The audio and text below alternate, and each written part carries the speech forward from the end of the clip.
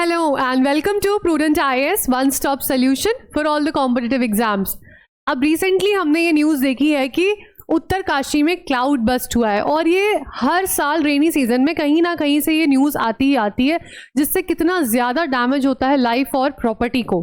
तो सबसे पहले हमें जानना होगा जो ये क्लाउड बस्ट हो रहा है, जिसे बादल फटना कहते हैं, ये एक्चुअली है क्या, कैसे हो रहा है। और देखिए पूरे इंडिया में जहाँ जहाँ पे मॉनसून का इफेक्ट है, कितनी बारिश हो रही है, बाढ़ जैसे हालात हो रहे हैं, पर ये बादल फटने वाली चीज़ माउंटेन्स पे ही क्यों हो रही है। तो आज हम इस कॉन्सेप्ट को बहुत ही सिंपल भाषा में समझेंगे, जिससे जब अगली बार आप न्यूज़ देखें तो आपके माइंड में एक बेटर पिक्चर है। और ऑफ कोर्स यूपीएससी के लिए तो ये इंपॉर्टेंट है ही है। क्लाउड बस्ट जानने के लिए आपको कुछ बेसिक चीज़ों से स्टार्ट करना पड़ेगा, because I am making this video beginner friendly, और जो नॉन यूपीएससी लोग हैं वो भी इस वीडियो से काफ़ी ज़्यादा नॉलेज गेन कर सकते हैं। देखिए अब हम समर सीजन का एग्जाम्पल लेते हैं। नॉर्दर्न हेमिस्फीयर में जब समर सीजन होता है तो हमारे सूर्य देवता जो हैं सन, वो इतनी ज़्यादा सोलर रेडिएशन देते हैं कि चाहे कोई लैंड हो या वाटर, ठीक है, वो बहुत ही ज़्यादा गर्म हो जाती है, इतनी हीट आती है। ऑब्वियसली समझ में आप देखते हैं टेम्परेचर्स कितने राइज कर रहे हैं, जिसकी वजह से यहाँ पे भर के हीट है। अब जब यहाँ पे इतनी हीट होती है ना, तो यहाँ पे लो प्रेशर कंडीशन बन जाती है। इस लो प्रेशर का क्या रोल है अभी हम देखेंगे। ये हीट इतनी ज़्यादा लैंड और वाटर में है, इसके ही साथ में जुड़ी यहाँ पे थोड़ी बहुत हवा होगी, है ना। इसकी गर्मी की वजह से जो ये इमीडिएट एयर है ये भी वार्म एयर हो जाती है, ठीक है, ये हो गई हमारी वार्म एयर। अब जो वार्म एयर है उसकी एक टेंडेंसी होती है कि वो ना फैलती है, एक्सपैंड करती है। जैसे कि कोल्ड एयर क्या करेगी, कॉन्ट्रैक्ट करेगी, वार्म एयर एक्सपैंड करती है। अब जब इस चीज़ को फैलना है, बढ़ना है, तो ये कहीं तो मूव करेगी ना, क्योंकि यहाँ पे लो प्रेशर कंडीशन होती है। तो ये वार्म एयर क्या करती है, ये ऊपर जाने लगती है, ठीक है, इट स्टार्ट्स राइजिंग अपवर्ड्स। अब कंटिन्यूसली यहाँ की एयर जो है वो ऊपर जा रही है, यहाँ पे और एयर वार्म एयर हो रही है, ये कंटिन्यूसली ऊपर जाती जा रही है। अब आपको ये भी पता होगा कि हाई अल्टीट्यूड पे, मतलब कि थोड़ी एक हाइट के बाद में कोल्ड टेम्परेचर हो जाता है कंपेयर टू लैंड, बिकॉज देखिए लैंड पे एब्जॉर्ब हो रही है हीट, ये ज़्यादा गर्म है। इसके कंपैरिजन में अगर हम ऊपर का एटमॉस्फेयर देखें तो वो थोड़ा कंपैरेटिवली ठंडा होता है। जब ये वार्म एयर उस कोल्ड टेम्परेचर वाले रीजन पे पहुंच जाती है तो ये ऊपर पहुंचते ही बोलते हैं कि भाई अब तो मेरा बस हो गया, अब मैं जो ये वाटर वेपर है, मतलब जो मॉइस्चर है मेरे में, ये मैं नहीं कर सकती, कंडेंस होने लगती है, ठीक है। ठंड में ये छोटे छोटे से ऐसे कंडेंस होने लगता है। जब ये एयर बहुत ज़्यादा कंडेंस होकर छोटे छोटे ऐसे वाटर ड्रॉपलेट बन जाते हैं तो ये एक बादल का रूप ले लेती है, ठीक है। अब इस क्लाउड में क्या होता है, जो ये वार्म एयर ऊपर जा जाके कंडेंस हो रही है, कंडेंस मतलब एक छोटी छोटी वाटर ड्रॉपलेट्स बनती जा रही हैं। ये जब बहुत सारी ऐसे वाटर ड्रॉपलेट्स भर जाती हैं, मतलब इतनी ज़्यादा कि इसकी डेंसिटी बहुत हैवी हो जाती है, पूरा पेटी पैक होता है ना, एकदम पैक होके बादल है, इतनी ज़्यादा इसमें ड्रॉपलेट्स हैं कि अब ये बादल भी होल्ड नहीं कर पा रहा है, इतनी ज़्यादा हो गई है। तो ये आगे जाके बारिश हो जाती है, ठीक है। तो this is the concept of cloud, कैसे बनते हैं और बारिश कैसे आती है, बिल्कुल सीधे शब्दों में अगर आप समझें तो।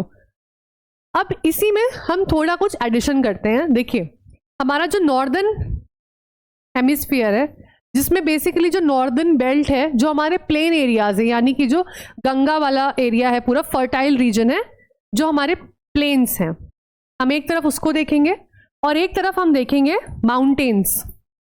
ऑब्वियसली कौन से, माइटी हिमालयाज हैं, ठीक है। अब नॉर्दर्न हेमिस्फीयर में इन प्लेन एरिया में समर सीजन में क्या हुआ, ये पूरा रीजन भर भर के एकदम हीट यहाँ पे हो गई, ठीक है। जो अभी हमने कॉन्सेप्ट पूरा पहले समझा, यहाँ पे भी ये वार्म एयर आती गई और वार्म एयर को अब राइज होना है, ठीक। इस पूरे कॉन्सेप्ट को जब हम समझेंगे तो हम देख पाएंगे कि वार्म एयर को राइज होना है। लेकिन क्या होता है, इतना सिंपल नहीं है सारी चीज़ें। जो हमारा एटमॉस्फेयर है ना ऊपर, उसमें वार्म एयर ऐसे भी जाती है और हॉरिजॉन्टली हवाएं भी चलती हैं। तो यहाँ पे अब ऑब्वियसली कुछ हॉरिजॉन्टल हवा भी है जो इसको धक्का देती हैं, ठीक है। अब क्या हो जाता है, जब ये हॉरिजॉन्टल हवा पुश कर रही है तो ये ऐसे जाने लगती है, इसका डायरेक्शन थोड़ा सा ऐसे साइडवेज होने लगता है। जब साइडवेज डायरेक्शन हो रहा है, यहीं पे हमारे माउंटेन्स हैं। यहाँ पे सेकेंड लॉ ऑफ थर्मोडायनेमिक्स सबको पता होगा, उसमें कहा गया है कि जब कोई हीट फ्लो हो रहा है, बहुत सिंपल सा चीज है, कोई टेक्निकल बात नहीं है। हीट फ्लो में क्या होता है, गर्म चीज ठंडे की तरफ जा रही है। हीट कैसे फ्लो होगी, the hot part will move towards the colder, यानी कि हॉट एयर जो है वो कोल्डर रीजन्स में जाएगी। तो ये सारी जो हवा है जो वार्म मॉइस्चर लैडन हवा है। अब मॉइस्चर लैडन का मतलब क्या होता है, देखिए जब समर्स के बाद ना लोग कहते हैं ना कितनी ज्यादा चिप हो रही है, ह्यूमिडिटी बढ़ रही है, उसी को कहते हैं ये मॉइस्चर लैडन हो जाना। मतलब यहाँ पे इतनी ज्यादा गर्मी हो गई है ना कि कभी कभी इसमें ह्यूमिडिटी यानी मॉइस्चर कंटेंट बढ़ जाता है। अब इसको ऊपर जाएगी, ऊपर जाके कंडेंस होगी तो यहीं पे बारिश दे देगी। लेकिन ये क्योंकि हॉरिजॉन्टल विंड्स में है, थोड़ा सा पहाड़ों की तरफ जाने लगती है, क्योंकि पहाड़ compare to the plain areas ठंडे होते हैं। हिमालयस की अगर हम बात करें तो हिमालयस तो स्नो कैप्ड है, ठीक है, इनके तो ऊपर सब पे स्नो है। तो अब जब ये हवा इधर जाती है तो हिमालय ऐसा नहीं है उनमें एकदम बिल्कुल ही ठंडे हैं, नहीं ऐसा नहीं है, कोल्ड पूरा नहीं होता। हिमालयन जो रीजन है वो भी वार्म होता है, but compare to the plain areas ये बहुत ही जल्दी कूल भी हो जाते हैं जो वैली एरियाज उसके कंपैरिजन में। और टॉप पे तो इनका ये स्नो कैप्ड होता है, तो ये रीजन हमेशा ठंडा रहता है, इसीलिए ये विंड्स इस तरफ अट्रैक्ट हो जाती हैं और हॉट टू कोल्ड मूव करती हैं। अब यहाँ पे एक टर्म आता है, ज्योग्राफी में आपने पढ़ा होगा, ओरोग्राफिक रेनफॉल। तो ओरोग्राफिक रेनफॉल के बारे में एक बेसिक सी चीज जो जाननी यहाँ जरूरी है। सपोज ये कोई माउंटेन है, ठीक है, अब इसमें दो साइड्स कहलाई जाती हैं। एक होती है ये विंड वार्ड, नाम से ही क्लियर है, विंड वार्ड, विंड मतलब यहां पे बहुत सारी हवाएं हैं। दूसरा हो गया ली वर्ड, ठीक है।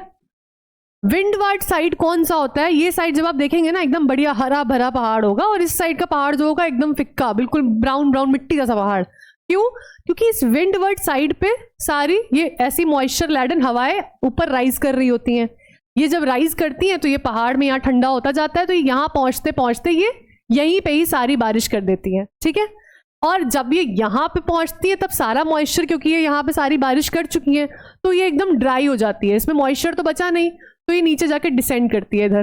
तो लीवर्ड साइड में बारिश नहीं होती, विंडवर्ड साइड में भर के बारिश होती है। अब इस कॉन्सेप्ट को हम इंडिया के मैप पे अगर समझे, जो ये हिमालयन रीजन है, ये पूरा हिमालयन रीजन का जो इंडिया वाला साइड है वो है विंडवर्ड साइड, जो साइड चाइना की तरफ वाला जो एरिया जाएगा वो है लीवर्ड साइड। इसलिए ये सारा जो हमारे साइड रीजन है वो हो जाता है विंडवर्ड, और उसके पीछे वाला रीजन हो जाएगा लीवर्ड साइड। अब यहां पे समझिएगा, ये एयर जा रही है ऊपर की तरफ, ठीक है। अब आपने एटमॉस्फेयर की सब लेयर्स के बारे में पढ़ा होगा, ट्रोपोस्फियर के बारे में। ट्रोपोस्फियर की हाइट कितनी होती है, ट्रोपोस्फियर क्यों बता रही हूँ, क्योंकि ट्रोपोस्फियर एक ठंडा रीजन है, ठीक है, लेकिन ये 15 किलोमीटर के बाद पड़ेगा। और हिमालय की मैक्सिमम हाइट कितनी है, जो ग्रेटर हिमालयस की हम बात कर लें तो टोटल ऑल इन ऑल 5 से 8 किलोमीटर हिमालय की हाइट है। अब ये जो एयर जा रही है यहाँ पे, ये यहाँ तक पहुँचते पहुँचते इसको स्नो कैप्ड पे ही अच्छा खासा ठंडा एनवायरमेंट मिल जाता है। ये ट्रोपोस्फियर तो बहुत ऊपर हो गया ना, तो ये यहाँ पे ही जाते जाते ये बादल बनने लगती है। अब जब यहाँ पे ये क्लाउड फॉर्मेशन हो रहा है, क्योंकि इसको यहीं पे अच्छा खासा ठंड मिल गया, स्नो कैप्ड है हिमालयस, तो ये कौन से क्लाउड्स बनाती है। क्लाउड्स के टाइप भी आपने ज्योग्राफी में पढ़े होंगे, क्यूमुलोनिम्बस। अब क्यूमुलोनिम्बस क्लाउड्स दो तरह के क्लाउड्स से बने हैं, एक क्यूमुलस प्लस निम्बस क्लाउड्स। इसको भी सिंपली जिन्होंने नहीं पता है या जो ये पहली बार चीजें सुन रहे हैं, क्यूमुलस निम्बस क्या क्लाउड होता है मैं बताती हूँ। क्यूमुलस क्लाउड आप समझिए कॉटन जैसा है, ठीक है, कॉटन के बस फ्लैट सरफेस। जब भी आपने कोई कॉटन को देखा ऐसे फुलफुली सी फ्लफी सी होती है ना, बस उसका एक फ्लैट सरफेस। जैसे कि आप देख सकते हैं कॉलीफ्लावर जो गोभी होती है ना, उसकी तरह के क्लाउड्स होते हैं, एकदम लाइट फ्लफी वाइट कलर के क्लाउड्स। वहीं जो निम्बस क्लाउड्स होते हैं वो निम्बस क्लाउड्स एकदम डार्क ग्रे कलर के होते हैं, क्योंकि उसमें भर भर के मॉइस्चर होता है। ये इतने डार्क होते हैं ना कि सन की रेज को ब्लॉक कर देते हैं। तो कभी आप बारिश के मौसम में बाहर देखेंगे ना, तो आपको नीले आसमान में छोटे छोटे छोटे छोटे ऐसे व्हाइट कलर के ऐसे क्लाउड्स दिखेंगे, जो फ्लैट सरफेस होगा और ऐसे फ्लैट सरफेस और ऐसे ऐसे होंगे एकदम फ्लफी फ्लफी से। तो ये हो गए आपके क्यूमुलस क्लाउड्स।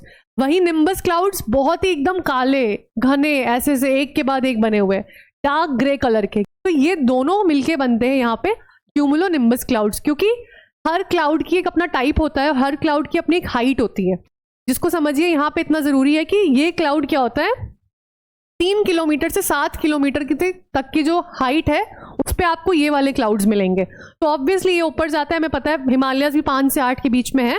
ये टॉप पे पहुंचते पहुंचते क्यूमुलोनिम्बस क्लाउड्स इन्होंने बना दिए हैं। अब जो ये वार्म एयर जा रही है ना, यहाँ पे इतनी ज्यादा गर्मी है, इतनी हीट हो चुकी है, ये भर भर के जा रही है हवा, थोड़ा थोड़ा पोर्शन में नहीं, इतनी ज्यादा हो रही है कि ये क्लाउड्स को टाइम ही नहीं मिल रहा है कि वो थोड़ा सा इधर उधर जाएं। ठीक है, तो ये वर्टिकली पूरा एक बनते जा रहे हैं, इतने सारे क्लाउड्स यहाँ पे बनते ही जा रहे हैं। ठीक है, इनको टाइम ही नहीं मिल रहा है कि कहीं इधर उधर आए। वाटर ड्रॉपलेट्स इतनी ज्यादा यहाँ पे डेंसली पैक्ड हैं कि एकदम से ऑल ऑफ अ सडन जब इसका होल्डिंग कैपेसिटी खत्म हो जाता है, ये बर्स्ट हो जाता है, सडनली बर्स्ट होता है, जिसको जो सडन बर्स्ट कहते हैं वो कहलाता है क्लाउड बर्स्ट। अब सबसे पहली बात, ये पहाड़ों पे हो रहा है, प्लेन एरियाज में क्यों नहीं हो रहा? देखिए, क्योंकि जो पहाड़ होते हैं वो बादल के सबसे ज्यादा नजदीक है ना। अगर हम एलिवेशन की बात करें, प्लेन्स नीचे हैं, पहाड़ों पे सबसे ज्यादा नजदीक तो वही होंगे ना, और वो ठंडा रीजन भी, हिमालयस की हमने बात करी, तो ये जब फटते हैं तो सबसे पहले इसका इम्पैक्ट आ गया इस पहाड़ पे। अब पहाड़ों का एलिवेशन मतलब जो उसकी हाइट है वो प्लेन से तो ज्यादा है, हमने देखा कि 5 से 8 किलोमीटर के हमारे ग्रेट हिमालयाज हैं।